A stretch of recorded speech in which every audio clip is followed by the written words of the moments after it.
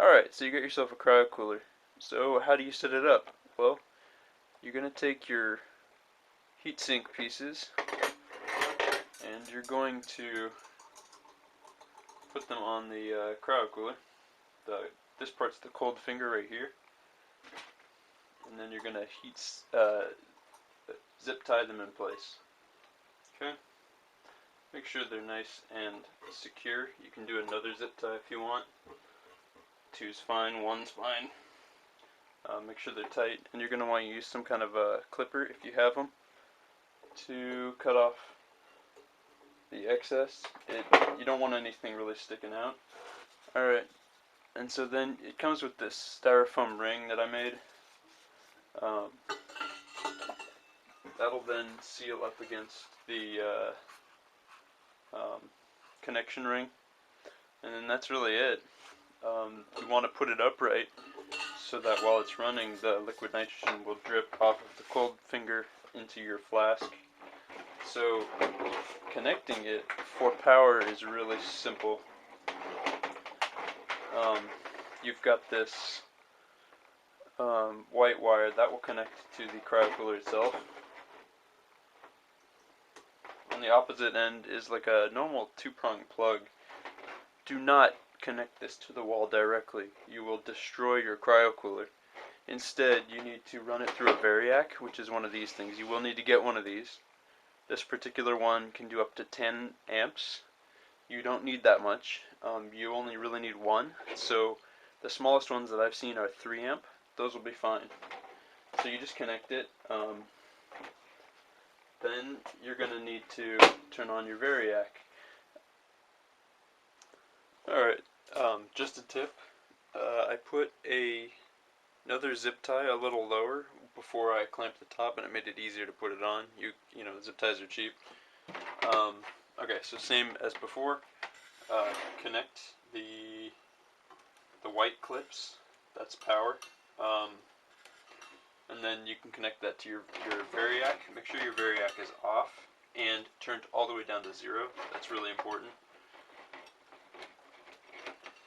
Okay, and then we put our ring on our vacuum flask or Thermos. And then we're going to connect up the fan, which uses the 12-volt power supply, the brick. It's fairly loud, so I'm going to keep it disconnected for now, but you would run that when you're using the cryocooler. Okay, so then we want to put the flask on carefully, and then I clamped the cryocooler to the back of a chair, which is really just for simplicity and demonstration, but you should probably get a better rig than that or clamp it to something a bit sturdier. And then I'm just pushing the Thermos up into the cryocooler just so that it has some force, but you might want to come up with some kind of a clamping system. So now for powering on the cryocooler, you turn on your VARIAC and you very slowly turn it on, and you'll hear it buzzing. You just gradually ramp it up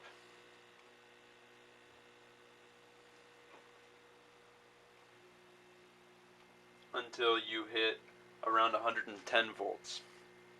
Don't plug it straight into the wall, because the wall could be up to 130 volts and it will destroy it. And make sure that where you live you have 60 hertz electricity. I did test my AC here, and it was 60.3 hertz, which is great. That's what this is actually, the resonant frequency of this cooler. So then just gradually increase it over time, over a couple minutes, and then make sure that you have your fan turned on. Just for the demonstration, I'm leaving it off because it's really loud, and gradually increase it. It's fairly quiet,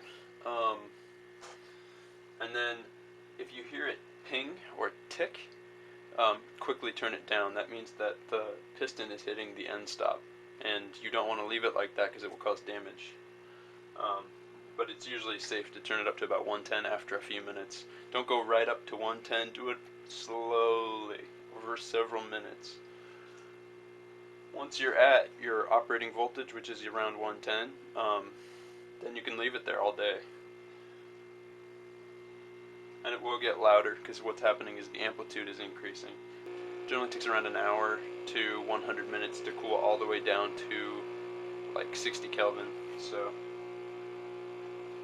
and then when you're shutting it off, turn it down gradually, just so that it doesn't spike.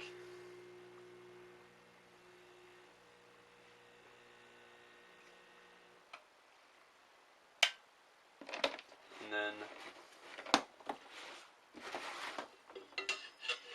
yeah, it's already getting very, very cold. There's ice already forming on it.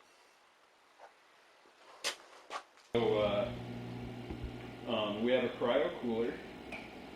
So, we make our own liquid nitrogen right here.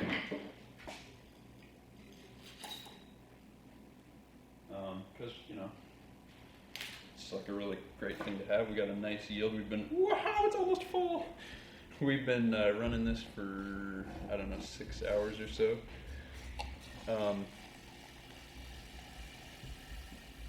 Yeah, we'll make